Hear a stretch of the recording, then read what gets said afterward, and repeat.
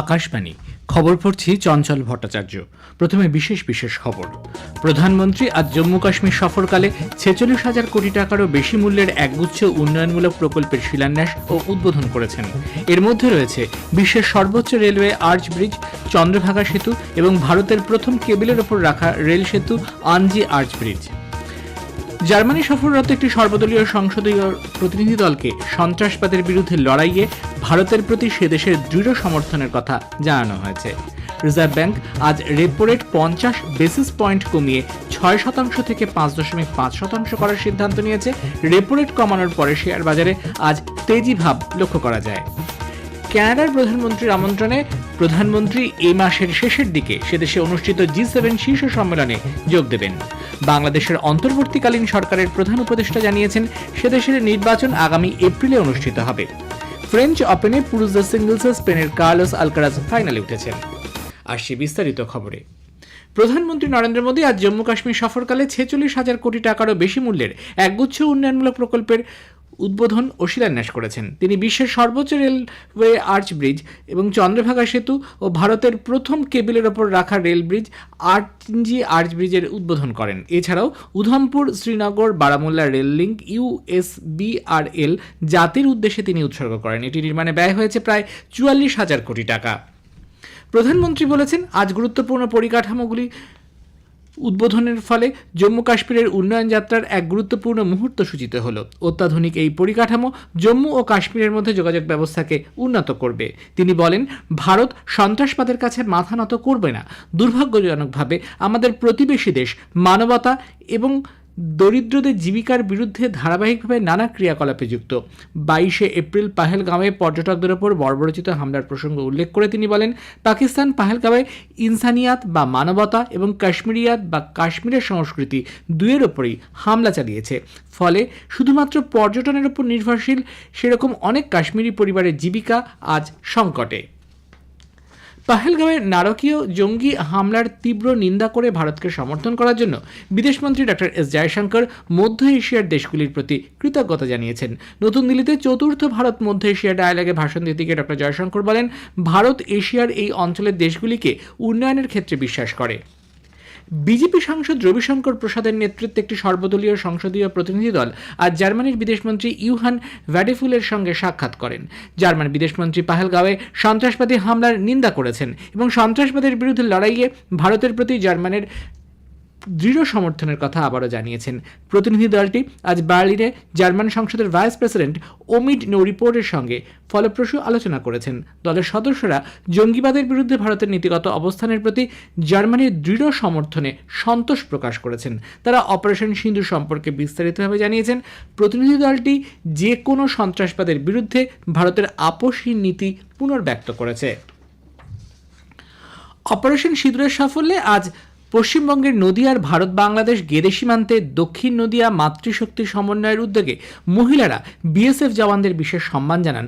ভারত মাতার জয়ধ্বনি দিতে দিতে তারা রানাঘাট থেকে ট্রেনে করে গেদে সীমান্তে কর্তব্যরত বিএসএফ জওয়ানদের কাছে যান। পশ্চিমবঙ্গের শস্যগোলা পূর্ব বর্ধমানের গোলশির লোয়া গ্রামে আজ বিকশিত কৃষি সংকল্প অভিযান কর্মসূচির আয়োজন করা হয়। ভারতীয় কৃষি অনুসন্ধান পরিষদের আওতায় বর্ধমান কৃষি বিজ্ঞান কেন্দ্রের পক্ষ থেকে ওই শিবিরে কৃষকদের মাটির স্বাস্থ্য পরীক্ষা, সারের ব্যবহার, জমিতে অনুখাদ্যের প্রয়োজনীয়তা, ফসলের বিভিন্ন রোগ, পোকার সংক্রমণ সহ নানা বিষয়ে অবহিত করা হয়। প্রধানমন্ত্রী নরেন্দ্র মোদী আন্তর্জাতিক ক্ষেত্রে ভারতীয় যুব সম্প্রদায়ের সাফল্য উল্লেখ করে বলেছেন, দেশের তরুণ প্রজন্ম বিশ্বব্যাপী নিজেদের পরিচিতি গড়ে তুলেছে। কেন্দ্রে এনডিএ সরকারের 11 বছর পূর্তিতে শ্রী মোদী এই তরুণ প্রজন্মের উদ্দীপনা, উদ্ভাবন এবং সংকল্পের প্রতীক হিসেবে বর্ণনা করে বলেছেন, গত 11 বছরে যুব সম্প্রদায়ের অফুরান প্রাণশক্তি সরকারের কাজে অনুপ্রেরণা জুগিয়েছে। केंद्र में भाजपा एनडीए की सरकार को अब 11 साल हो रहे हैं। ये 11 साल गरीब कल्याण के नाम समर्पित रहे। प्रधानमंत्री आवास योजना से 4 करोड़ गरीबों का पक्के घर का सपना पूरा हुआ। उज्ज्वला योजना से 10 करोड़ रसोइयों उसमें धुएं का अंत हुआ है। आयुष्मान भारत योजना से 50 करोड़ गरीबों को 5 लाख रुपए तक का मुफ्त इलाज मिला है। সেবা, সুশাসন ও গরিব কল্যাণের নীতিকে সামনে রেখে বিগত এক দশকে ভারত এক অসাধারণ রূপান্তরের সাক্ষী থেকেছে। আকাশবাণী সংবাদের বিশেষ প্রতিবেদনে আজ তুলে ধরা হচ্ছে গত 11 বছরের সরকারের বিভিন্ন প্রধান খাতে নেওয়া উদ্যোগ। আজকের বিষয় সাংস্কৃতিক ঐতিহ্য রক্ষা, যা ভারতের সভ্যতার প্রাচীন গৌরব পুনরুদ্ধারের অন্যতম চাবিকাঠি। আমাদের প্রতিনিধি কাশফিন নাহারের একটি প্রতিবেদন। গত এক দশকে ভারতের সাংস্কৃতিক নবজাগরণ এক বর্ণময় গালিচার মতোই বিস্তৃত হয়েছে, যা ঐতিহ্যে সমৃদ্ধ, বহুত্ববাদে বিশ্বাসী এবং বিশ্বমঞ্চে আত্মবিশ্বাসী। স্বাধীনতার 75 বছর পূর্তিতে আয়োজিত আজাদী কা অমৃত মহোৎসবে দেশ জুড়ে সাংস্কৃতিক ও দেশাত্মবোধক অনুষ্ঠান হয়ে উঠেছিল জাতীয় গর্বের উৎসব। এক ভারত শ্রেষ্ঠ ভারত উদ্যোগের আওতায় আয়োজিত হয়েছে কাশী তামিল সম্মেলন, আর রেকর্ড ভাঙা মহাকুম্ভ 2025-এ অংশ নিয়েছে 66 কোটিরও বেশি তীর্থযাত্রী, যার মাধ্যমে ভারত আবারও প্রমাণ করেছে ঐক্যই আমাদের শক্তি। যোগ এখন বিশ্বজুড়ে এক বিপুল আন্দোলনের রূপ নিয়েছে। 2024 সালে 23 কোটিরও বেশি মানুষ যোগদানের পাশাপাশি তৈরি হয়েছে একাধিক বিশ্ব রেকর্ড। আয়ুর্বেদ আজ ভারতের এক গ্লোবাল পরিচয়। ইউনেস্কো ওয়ার্ল্ড হেরিটেজ তালিকায় ভারতের উপস্থিতিও বৃদ্ধি পেয়েছে। বর্তমানে ভারতের 43টি বিশ্ব ঐতিহ্য স্থান এবং আরো 62টি স্থান রয়েছে প্রস্তাবিত তালিকায়। এর পাশাপাশি world audio visual entertainment summit, WAVES এর মতো অনুষ্ঠান ভারতীয় বিনোদন জগতের প্রতিভাকে বিশ্ব মঞ্চে তুলে ধরছে। ভারতের বিমূর্ত সাংস্কৃতিক ঐতিহ্য আজ শুধু দেশে নয়, বিশ্বের বহু প্রান্তে সম্মান ও স্বীকৃতি লাভ করেছে। ভারতীয় সংস্কৃতির ঐতিহ্যের ধারাবাহিকতায় ভারতীয় জনগণের প্রধান শক্তি, বললেন অর্থনীতিবিদ সুদীপ্ত গুহ।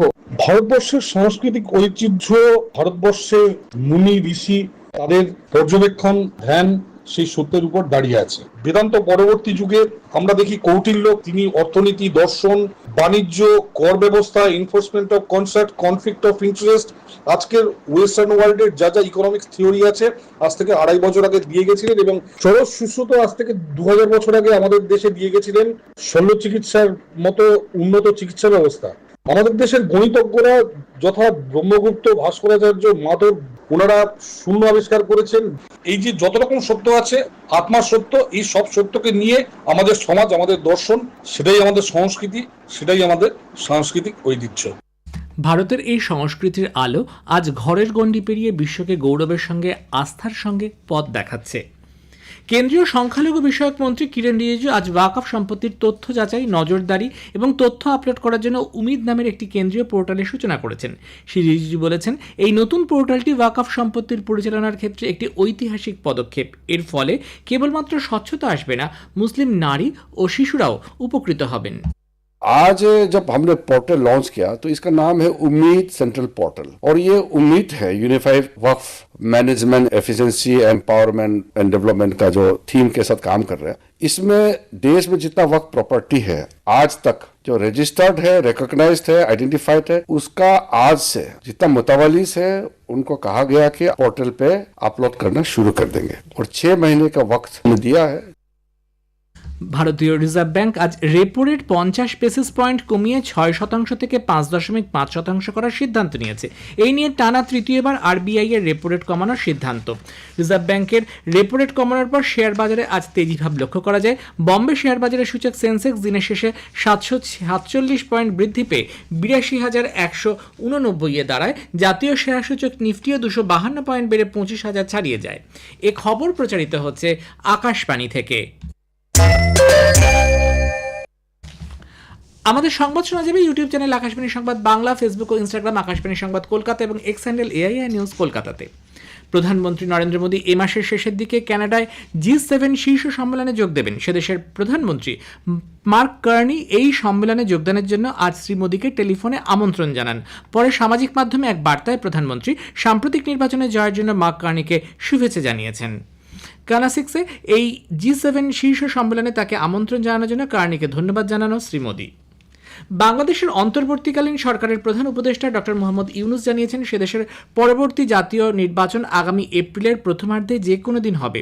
ঈদ উল আজহার প্রাক্কালে জাতির উদ্দেশ্যে টেলিভিশনে সম্প্রচারিত ভাষণে ডক্টর ইউনুস বলেন, নির্বাচন কমিশন উপযুক্ত সময়ে নির্বাচনের জন্য বিস্তারিত পরিকল্পনা জানাবে। আগামীকাল ঈদ উল আজহা, ত্যাগের এই উৎসবকে কেন্দ্র করে বিভিন্ন স্থানে চলেছে জোরদার প্রস্তুতি। রাষ্ট্রপতি দ্রৌপদী মুর্মু ঈদ উল আজহা উপলক্ষে দেশ ও বিদেশে বসবাসকারী সকল ভারতীয় নাগরিক, বিশেষ করে মুসলিম ধর্মাবলম্বীদের শুভেচ্ছা ও অভিনন্দন জানিয়েছেন। ফ্রেঞ্চ ওপেন টেনিস প্রতিযোগিতায় গতবারের বিজয়ী স্পেনের কার্লোস আলকারাজ পুরুষদের সিঙ্গলসের ফাইনালে উঠেছেন। প্রথম সেমিফাইনালে আজ অষ্টম বাছাই ইটালির লরেন্স মুত্তেসিকে আঘাতজনিত কারণে মাঠ ছাড়ায় দ্বিতীয় বাছাই কার্লোস আলকারাজকে জয়ী ঘোষণা করা হয়। খবর শেষ হলো। এরপর খবর শুনবেন আগামীকাল সকালে 6:20 মিনিটে।